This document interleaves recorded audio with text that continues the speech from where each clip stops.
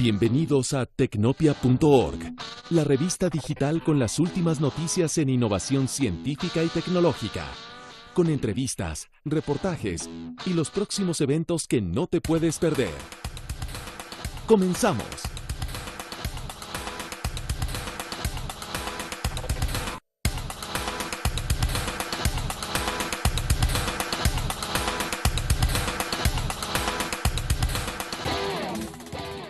Blockchain technology. We keep the freedom for ourselves and it isn't taken away by government because I fear that it will be.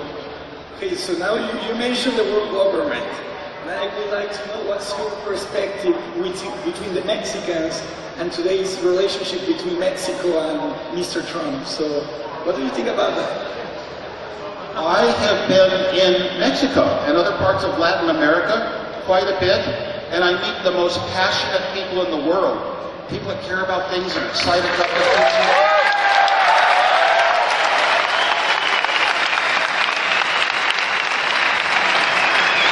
I studied Spanish 25, 27 years ago, but I don't use it enough, so I'm not speaking Spanish here. But I lived in Cuernavaca for 4 months studying Spanish, and I've always had it closest. I've watched Mexico over 30 years or more rise economically and come up to be a very different place than it used to be. And I admire Mexico. So all this talk about walls to me is artificial. So what? I was brought up with core values. My father talked to me a lot about our Constitution, our country, what it meant. And as Americans, we were all brought up to think of ourselves as a land of immigrants. We're all taught that. And I was so proud of my country, that my country took in poor people from around the world and let them come and have a better life and things. And now I just see the opposite happening, so that doesn't appeal to me. As far as Mexico and the United States should always be working together. I believe this.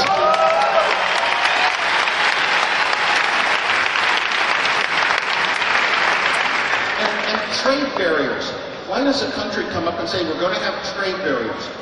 Certain goods that come in from Mexico to the United States, we're going to put a tariff on. We're going to charge taxes. Wait a minute. That's almost like saying that the consumers in America cannot buy the best product at the best price. They're forced to buy a higher priced product that's worse because it's American.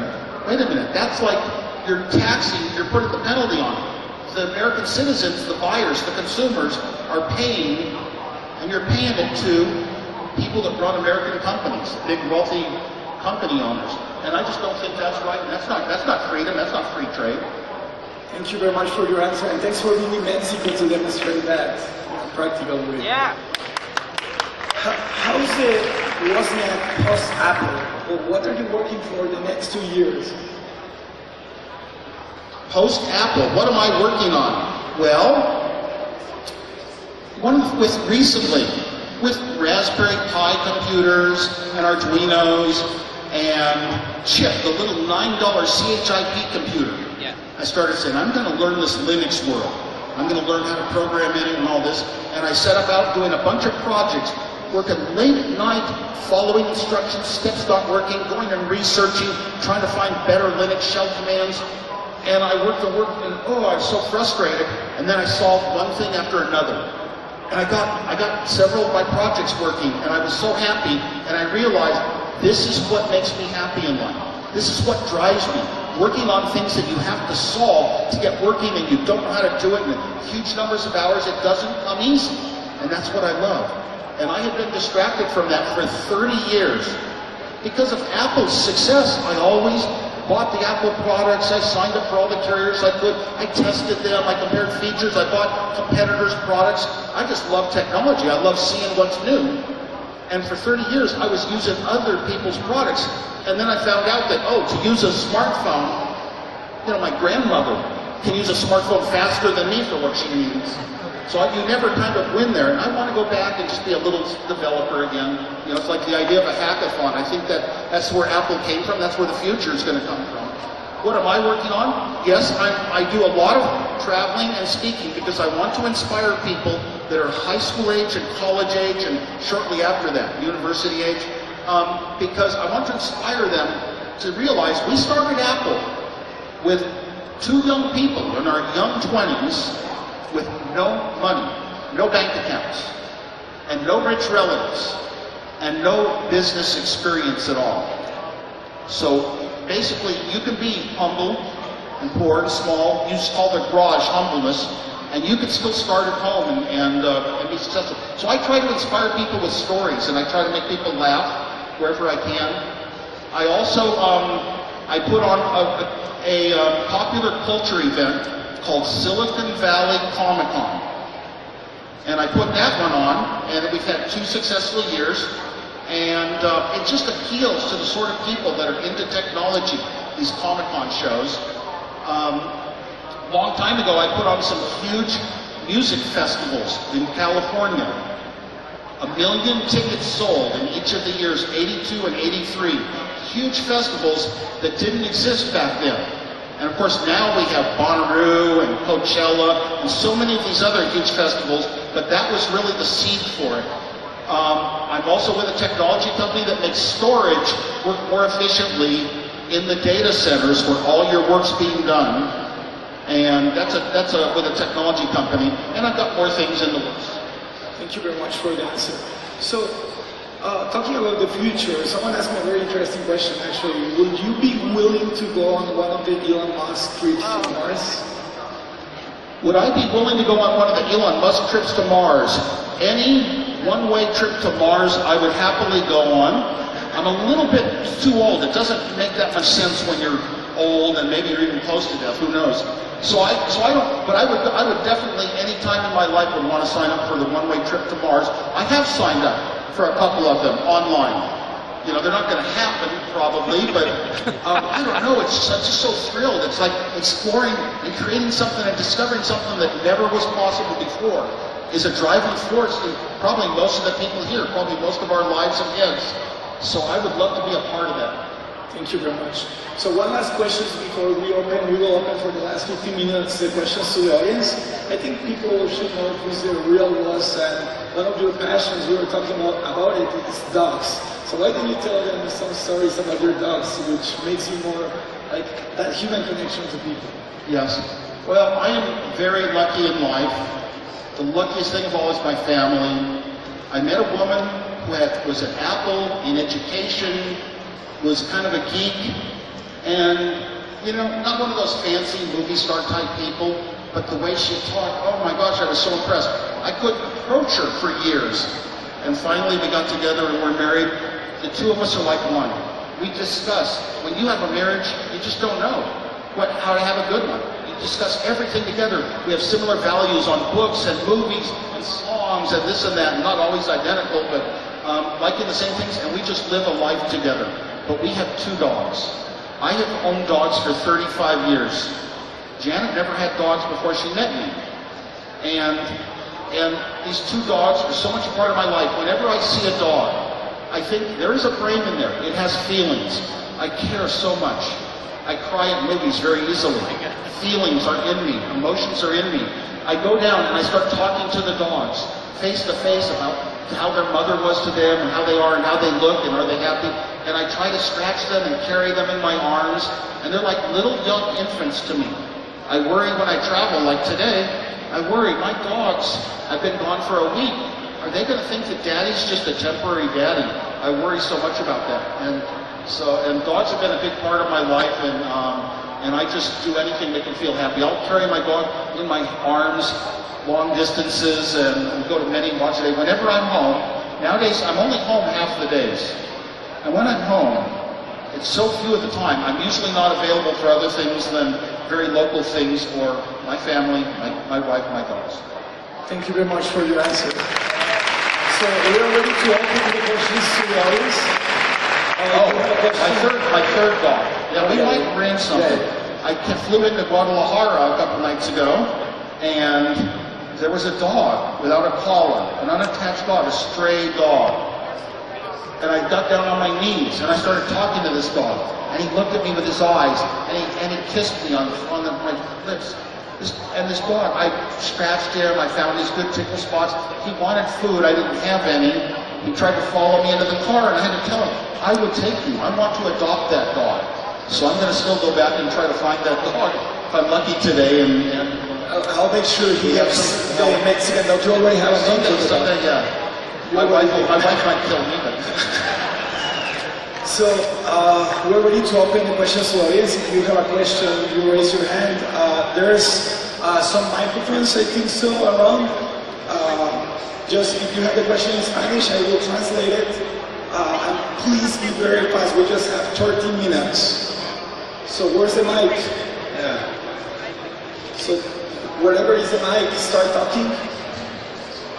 Microfono. Oh, there's the mic. You point, you choose. Hey Steve, how are you? My name is Gonzalo. Actually, I'm a Lithuanian working in Silicon Valley. I live in Silicon Valley. Number one, I'm one of the founders of the Silicon Valley. Yeah, man. My son went to Carnegie Mellon in Pittsburgh. Awesome. So now I'm working in a drone company. I'm developing drones with artificial intelligence, and it's amazing. I'm there as you. So thank you, number one. So question number one. What do I need to do to be your friend? I really admire you. I get inspired for you several times. So I would like to be around you and learn how to improve myself to keep improving the world. What do I need to do to be your friend? You have to think that out for yourself. To be my friend, I don't have time because there's a million people who want to be my friends in this room.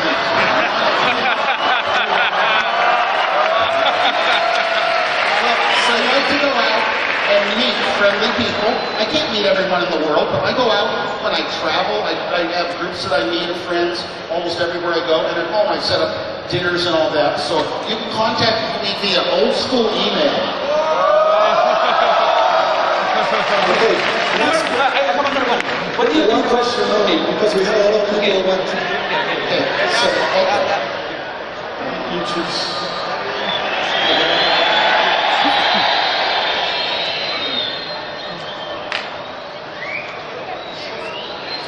Here? Hello there. Hello?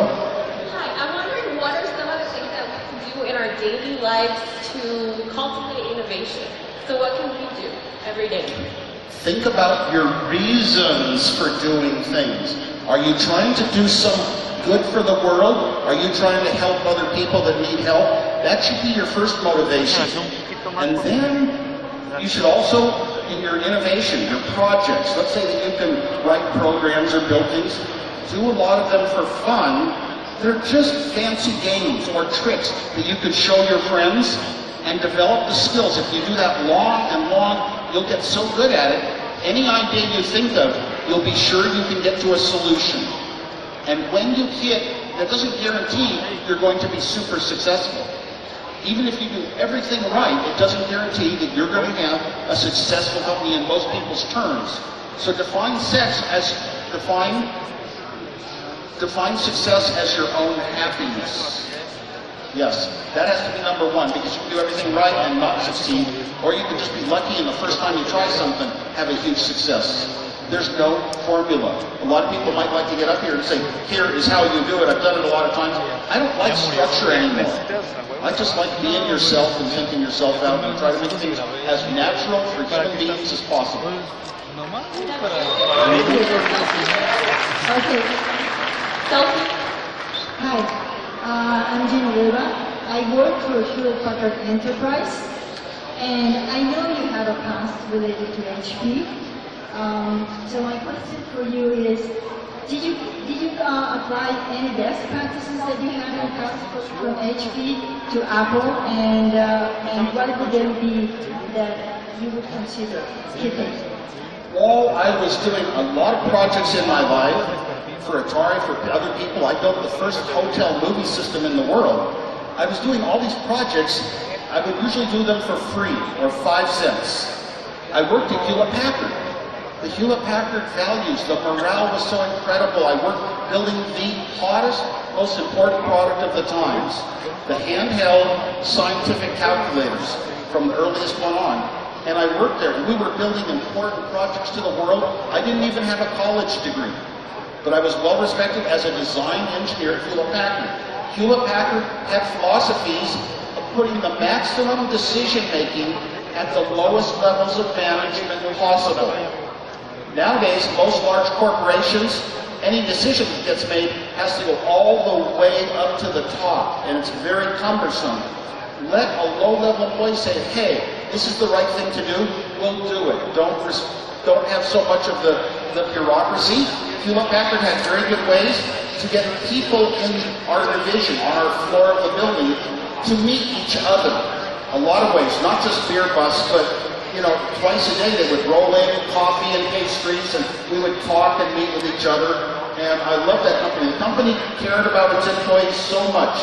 Here's what happened. In 1973, there was a large recession. So all the companies were laying off 10% of the people, putting them on the street with no job. Maybe the youngest ones, maybe the newest ones. Hewlett-Packard decided they would cut everyone's salary by 10% instead, and give you 1 day off every 2 weeks. 1 out of every 10 days off.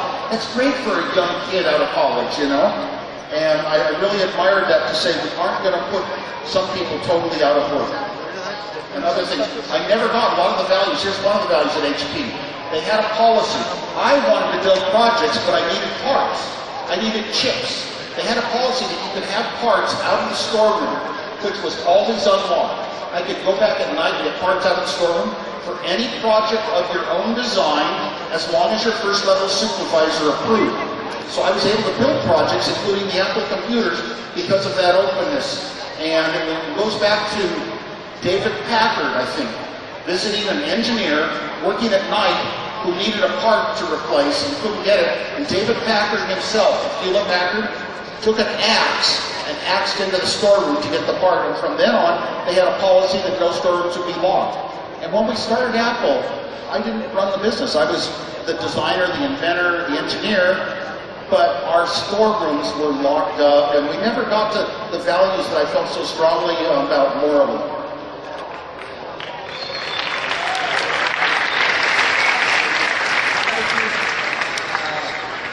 I once thought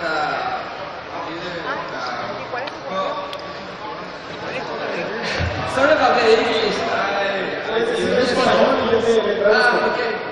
Quiero empezar una pequeña empresa, pero cuando yo intento platicarles mi proyecto a mi familia, a mis amigos, ellos me dicen que estoy loco, que nunca voy a ser nadie, pero en lugar de donde yo vengo, las personas son muy aburridas, muy apáticas, ellos solo quieren trabajar para el gobierno, solo quieren ser maestros para la escuela o algo parecido, pero yo quiero más. Entonces yo quiero un país, ¿qué se dice en español?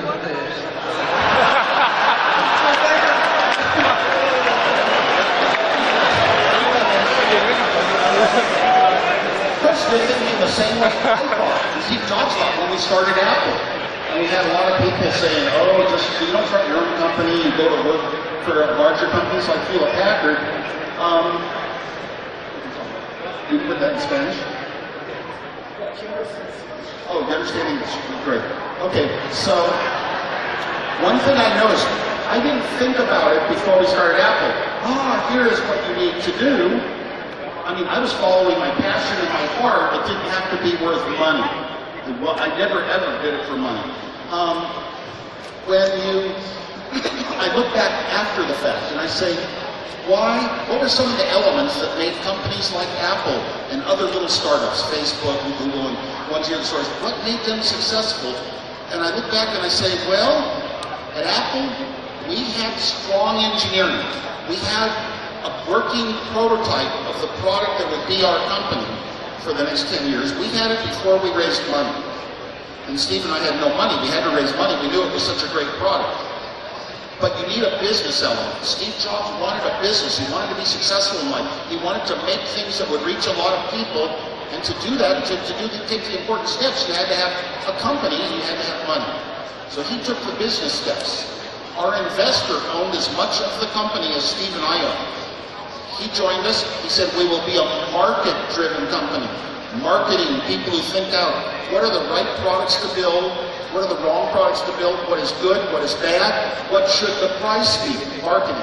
Those three elements, business, marketing, engineering. You should always plan on having all of those three as part of your starting team. A lot of business students saying, hey, I will write a business plan, I'll do some spreadsheets, and I will come up with a formula, and I'll raise money, and then I'll hire some engineers to build my idea. I'm sorry, those ideas are everywhere in the world. You know, they're in Spain, they're in Portugal, they're in France, they're in Brazil, they're here. Ideas are easy. Actually doing the work to build something.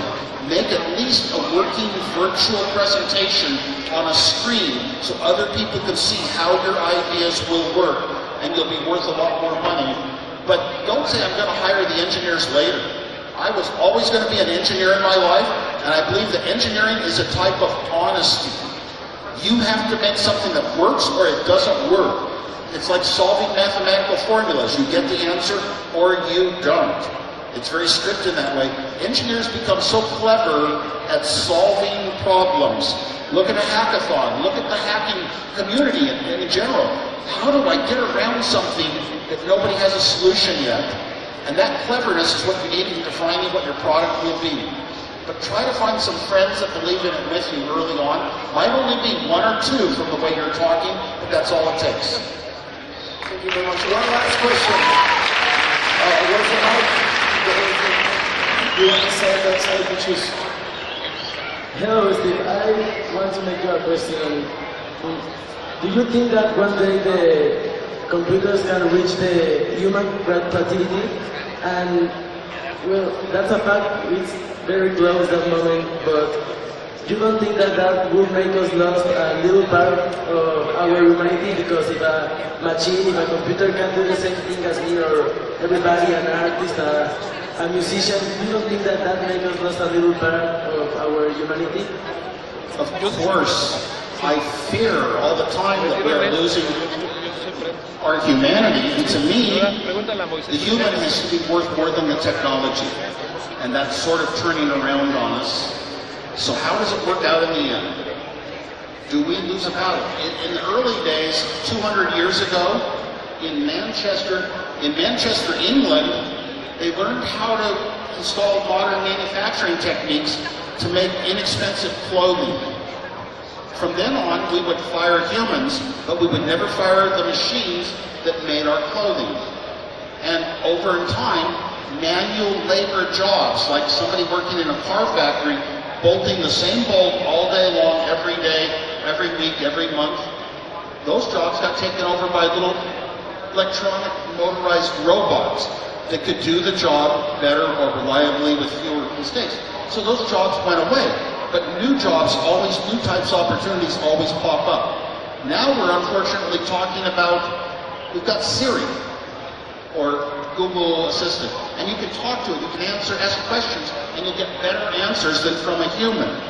Is it replacing the brain? Okay, the brain used to memorize a lot of things, but now you've got Google, and it does a better job. The brain used to do calculations, but now you can just ask Siri what a calculation is and get a quicker answer. Is it worth using our brains in ways that they've even been used in the past? The scariness is, look at the financial trades of the world. The big investment trade houses, 80% of their trades are now done computer to computer, country to country, in milliseconds, thousandths of a second.